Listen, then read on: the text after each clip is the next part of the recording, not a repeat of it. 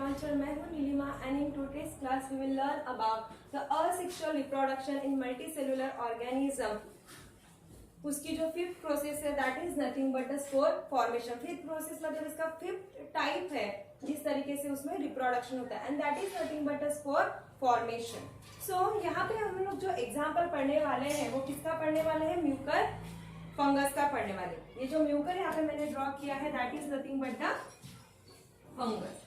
So now what happen in case of a spore formation. Spore formation में क्या होता है? जैसे we will take a one piece of a bread का एक पीस लो और वो भी कैसे होना चाहिए? वेटेड होना चाहिए, थोड़ा सा गीला होना चाहिए और a bhakri and keep it in a humid place. क्या करना है यहाँ पे हमको कि टेक वन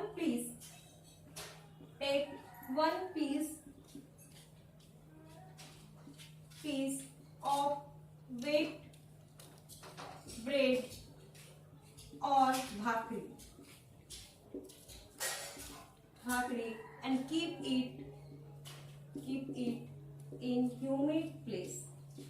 ह्यूमिड प्लेस मतलब क्या होता है? ऐसी जगह जहाँ का टेम्परेचर कैसे रहेगा? बहुत ही ज्यादा गर्म रहेगा, हॉट रहेगा। ह्यूमिड प्लेस का मतलब होता है टेम्परेचर हॉट, ठीक है, हॉट टेम्परेचर रहेगा, बहुत ही ज्यादा गर्म रहेगा। सो जब हम क्या करते हैं, हमारे घर का ही एग्जांपल है, अगर ब्रेड को 2 से 3 दिन हो गए हैं और एक्सीडेंटली अगर उसमें कुछ ड्रॉप्स गिर गए हैं वाटर के, सो आफ्टर 2 to 3 days आप लोग ऑब्जर्व करते हो a fungus is growing on that wetted bread.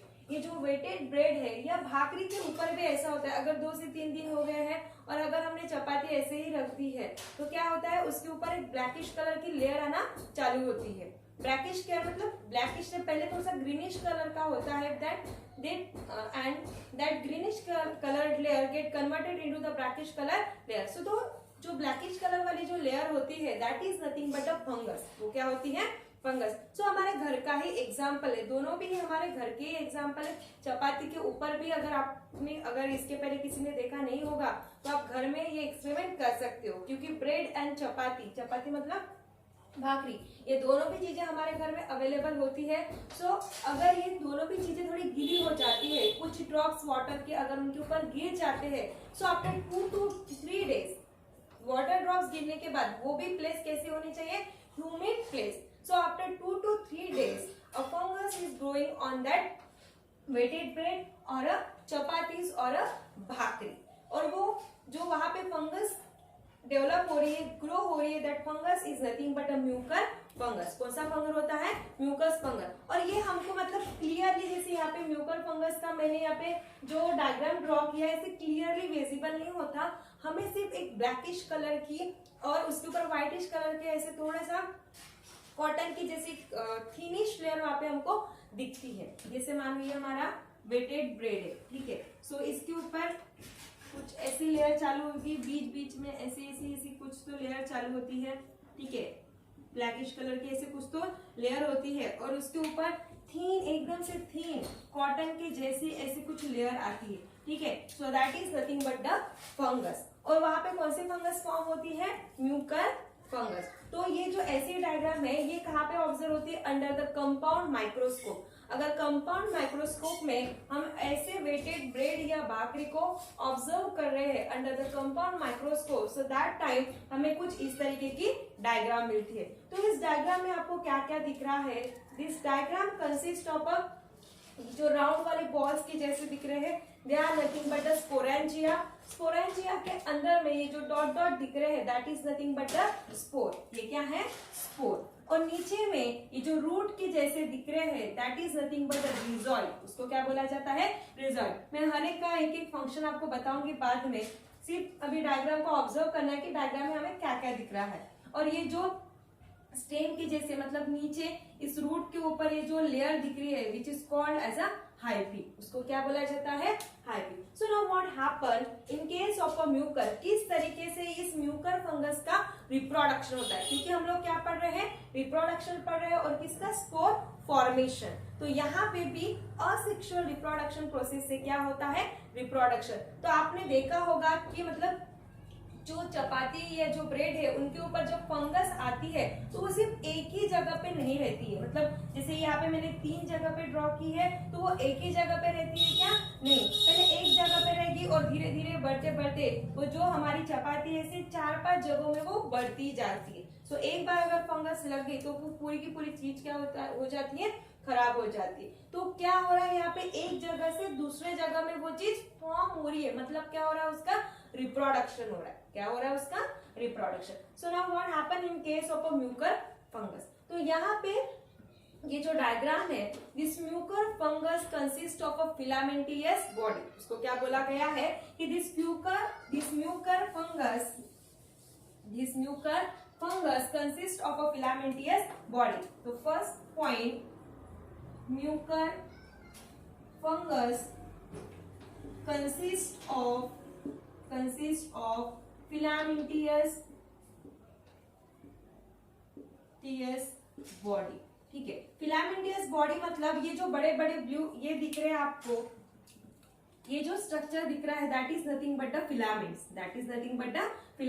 तो इसका फर्स्ट पॉइंट क्या बोल रहा है कि this mucor fungus consist of a filamentous body. आप देख भी पा रहे हो ये जो बड़े बड़े ऐसे दिख रहे हैं that is nothing but a filamentous body. They have a sporangia, मतलब ऐसे बॉल के जैसे उनके ऊपर क्या है? स्पोरेंजिया। सो सेकेंड पॉइंट क्या है? They have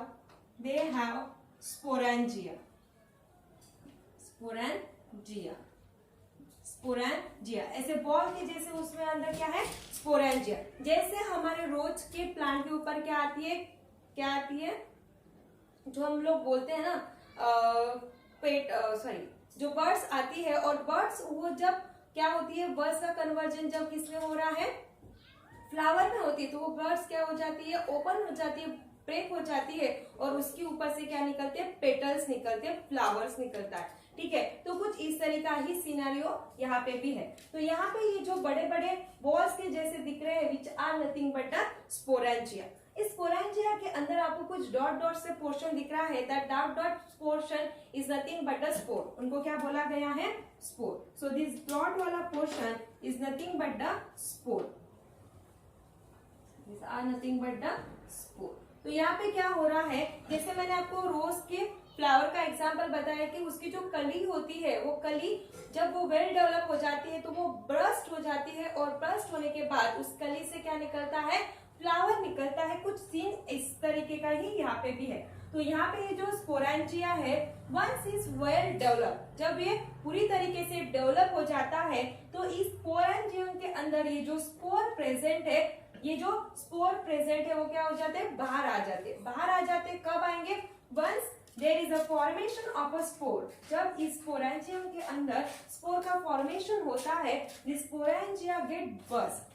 तो जब इस स्पोरेंजिया के अंदर में स्पोर का फॉर्मेशन होगा और वो जो स्पोर है पूरी तरीके से जब वेल डेवलप हो जाएंगे तो ये स्पोरेंजिया हमारा क्या हो जाता है? ब्रेक हो जाता है। तो ये वाला जो दिख रहा है आपको स्पोरेंजिया, ये क्या हो चुका है? ब्रेक हो चुका है। And due to the breakdown of this sporangia, इसके अंदर में जो स्पोर प्रेजेंट है वो क्या हो गया है? बाहर रिलीज हो गए। क्या हो गया? बाहर रिलीज हो गए। तो अभी बाहर हमारे जो स्पोर है वो बाहर आ गए। नाउ यहाँ पे आप दो चीज देख रहे हो, that is nothing but hyphae, और दूसरा वाला है रिजॉइड। नाउ इन दोनों का फंक्शन क्या है? तो ये जो रिजॉइड है ये तो रूट के जैसे दिख रहे हैं आपको, तो इसका काम क्या होता है? इसका फंक्शन क्या होता है? This rhizoid absorb the useful nutrient, this rhizoid absorb the useful nutrient and it helps the growing of a vegetative part. It helps growing the vegetative part. So vegetative parts मतलब यहाँ पे क्या है? ये root ही है। ये क्या है? रूट, जिनको क्या बोला गया है? रिजॉइड। इसको क्या बोला गया है? रिजॉइड। तो इसका फंक्शन क्या होता है? ये जो रिजॉइड है ये क्या करता है? It absorb the useful nutrient. वो जो सॉइल में यूजफुल सॉइल में नहीं, मतलब ये एनवायरमेंट में ही रहता है। सो एनवायरमेंट से जो यूजफुल न्यूट्रिएंट है उस यूजफुल न्यूट्रिएंट को एब्सॉर्ब करने का काम कौन करता है? ये रिजॉइड करता है। ठीक है, एट द सेम टाइम ये दूसरा वाला फंक्शन कौन सा परफॉर्म करता है? इट हेल्प्स और it anchors the growing of a vegetative part. It anchors the growing of a vegetative part. तो रिजॉइड यहाँ पे जो हमने लिखा है रिजॉइड absorb useful nutrients,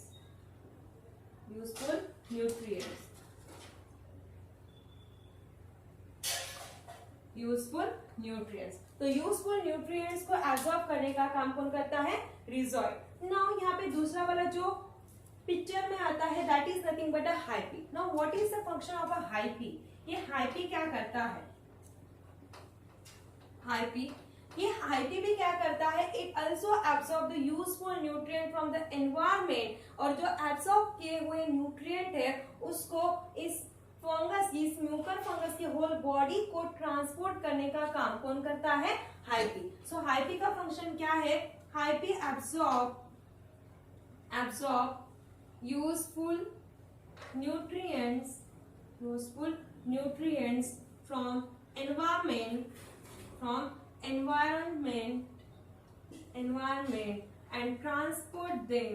and transports them to whole body of mucor fungus। ठीक है। सो यहाँ पे हमने दोनों का भी फंक्शन देख लिया है कि हाइपी क्या करता है और रिजॉइड क्या करता है।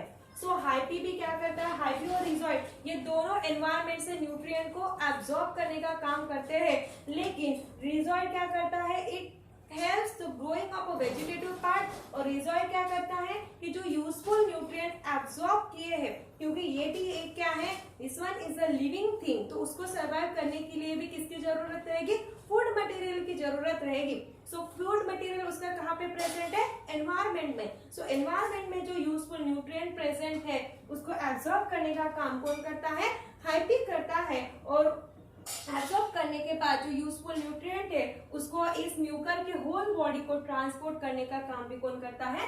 हाइपी करता है। सो नाउ यहाँ पे जैसे हमने देखा कि ये जो स्पोरेंजिया है, इस स्पोरेंजिया के अंदर एक बार जब स्पोर फॉर्म हो जाते हैं, ये जो डॉट डॉट दिख रहे हैं, एक बार जब स्पोर फॉर्म हो जाते हैं और स्पोर फॉर्म होने के बाद जो वेल डेवलप हो जाते हैं, उसके बाद ये जो स्पोरेंजिया ये क्या हो जाता है? बर्स्ट हो जाता है, ब्रेक डाउन हो जाता है। ब्रेक डाउन होने की वजह से इसके अंदर में जो प्रेजेंट स्पोर है वो क्या होते हैं? रिलीज होते हैं इन एनवायरमेंट में वो रिलीज होते हैं। And once these spore come in contact with the moist and the warm place, जब ये स्पोर स्पोरेंजियम से रिलीज होते हैं और जब ये वार्म और मॉइस्ट एनवायरमेंट, वार्म मतलब बहुत ही ज्यादा हॉट और मॉइस्ट मतलब थोड़ा सा ड्राई ह्यूमिड होना, ठीक है। सो वार्म और मॉइस्ट क्लाइमेट या प्लेस के कांटेक्ट में आने के बाद this spore also get germinate. ये क्या होते हैं? जर्मिनेट होते हैं मतलब उनमें एबिलिटी होती है टू रिप्रोड्यूस, मतलब उनके अंदर रिप्रोडक्शन की प्रोसेस क्या हो जाती है? चालू हो जाती है। और दूसरी जगह में जाके they also form the new colony of a fungus. तो जैसे मैंने यहाँ पे जब भी ड्रॉ किया था, this one is a bread, ठीक है। ब्रेड का ये एक पीस है और इसके अंदर में क्या फॉर्म हुआ था? जैसे ये स्टार्टिंग में यहाँ पे मानो फंगस क्रिएट हुआ है, तो यहाँ से इसके स्पोर रिलीज होके दूसरी जगह पे भी क्या फॉर्म करते हैं? फंगस फॉर्म करते हैं, क्योंकि वहां पे भी कैसा टेम्परेचर है? ह्यूमिड टेम्परेचर है। तो यहाँ से जब स्पोर रिलीज होते हैं और जब ये ऐसे दूसरी जगह पे जाते हैं, वहां पे भी जाके वो क्या करते हैं? जर्मिनेशन करते हैं और एक प्लेस से दूसरे प्लेस में क्या कर रहे हैं? म्यूकर फंगस का क्या कर रहे हैं? वो डेवलपमेंट कर रहे हैं, रिप्रोडक्शन कर रहे हैं। तो इस तरीके से रिप्रोडक्शन होता है इन case of a spore formation, which is the fifth type of asexual reproduction in the multicellular organism. तो यहाँ पे हमने क्या क्या देखा है कि spore formation which is the fifth process of a multicellular organism. तो यहाँ इस वाली जो डायग्राम है, यहाँ पे हमने क्या देखा था? ये जब डायग्राम हमको कहाँ पे दिखती है कि जो हमारे ब्रेड है, जब ब्रेड गीला हो जाता है या चपाती गीली हो जाती है, और ऐसे ब्रेड और चपाती जब ह्यूमिड प्लेस के कांटेक्ट में आती है तो उनके ऊपर क्या होता है, म्यूकर फंगस ग्रो करता है। और जब ऐसे ब्रेड को हम कंपाउंड माइक्रोस्कोप में ऑब्जर्व करते हैं तो हमें कुछ इस तरीके की डायग्राम दिखती है। तो इस डायग्राम में हमको क्या क्या दिखा, स्पोरेंजिया दिखा, स्पोर दिखा, हाइपी दिखा एंड रिजॉइड दिखा। तो हाइपी और रिजॉइड दोनों का एक फंक्शन है कि टू एब्जॉर्ब द न्यूट्रिएंट, लेकिन ये रिजॉइड क्या करता है, न्यूट्रिएंट को तो एब्जॉर्ब करता है, साथ में ही ये वेजिटेटिव पार्ट को ग्रो करने में भी हेल्प करता है। और हाइपी क्या करता है कि जो यूजफुल न्यूट्रिएंट को एब्जॉर्ब किया है उसको इस म्यूकर फंगस के होल बॉडी को दैट न्यूट्रिएंट ट्रांसपोर्ट करने का फंक्शन करता है। ठीक है, तो जब ये स्पोरेंजिया वेल डेवलप हो जाता है, वेल डेवलप होने के बाद इसके अंदर जो स्पोर फॉर्म होते हैं तो ये स्पोरेंजिया ब्रेक डाउन हो जाएगा, और ब्रेक डाउन होने के बाद इसके अंदर में प्रेजेंट स्पोर क्या हो जाएंगे, एनवायरमेंट पे रिलीज हो जाएंगे। And once this spores come in contact with the warm and moist place, जब ये स्पोर वार्म और मॉइस्ट प्लेस मतलब हॉट टेम्परेचर वाले प्लेस के कांटेक्ट में आएंगे, so that time they will also start its germination, वो अपना जर्मिनेशन चालू करेंगे। जर्मिनेशन मतलब क्या होता है, रिप्रोडक्शन की प्रोसेस वो चालू करेंगे और एक जगह से दूसरे जगह में जाके वो क्या करेंगे, फिर से म्यूकर मेम्ब्रेन को वो रिप्रोड्यूस करेंगे। तो इस तरीके से स्पोर फॉर्मेशन से क्या होता है, reproduction, which is the fifth type of asexual reproduction in the multicellular organism.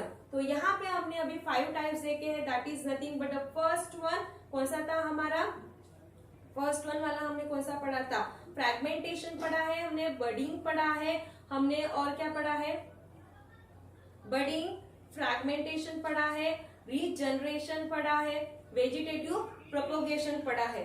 सो और कौन सा पढ़ा है, मल्टीपल फिजन पढ़ा है। So these all are nothing but the types of asexual reproduction in the multicellular organism. So एक बार यहाँ पे मैं टाइप लिख देती हूँ कि हमने कौन से टाइप पढ़े हैं। तो अगर आपको 5 मार्क का क्वेश्चन पूछते हैं, explain the asexual reproduction in the multicellular organism, तो उसकी जो हमने टाइप पढ़े हैं 5 types, that are nothing but the fragmentation, then हमने पढ़ा था रीजनरेशन, देन हमने पढ़ा था बडिंग, देन फोर्थ वाला हमने जो पढ़ा है वेजिटेटिव प्रोपोगेशन, और जो फिफ्थ वाला है that is nothing but spore formation, ठीक है। So these fifth are 1, 2, 3, 4 and 5. These 5 are the types of the asexual reproduction in case of a multicellular organism. जैसे 5th मार्क का क्वेश्चन भी पूछ सकते हैं, तो एक मार्क के लिए प्रोसेस आएगी, तो हर एक इसमें आपको उसका डायग्राम ड्रॉ करना है और उसका एक्सप्लेनेशन लिखना है। ठीक है, तो यहाँ पे हमारा asexual reproduction in case of multicellular organism क्या होता है, पूरा खत्म होता है। And next video we will learn about the sexual reproduction. ठीक है, तो हमारी जो जैसे मैंने आपको बताया था कि reproduction occurs by 2 types, that 2 types are nothing but a sexual reproduction and the asexual reproduction. So asexual reproduction में हमने यूनिसेलुलर ऑर्गेनिज्म में भी पढ़ा है, उसके टाइप पढ़ा था हमने binary fission, multiple fission and budding. और असेक्सुअल रिप्रोडक्शन मल्टीसेलुलर ऑर्गेनिज्म के 5 टाइप्स हमने पढ़े हैं। तो यहाँ पे असेक्सुअल रिप्रोडक्शन पूरी तरीके से खत्म हो गया है। Now in next video we will learn about the sexual reproduction. ठीक है, so till then thank you.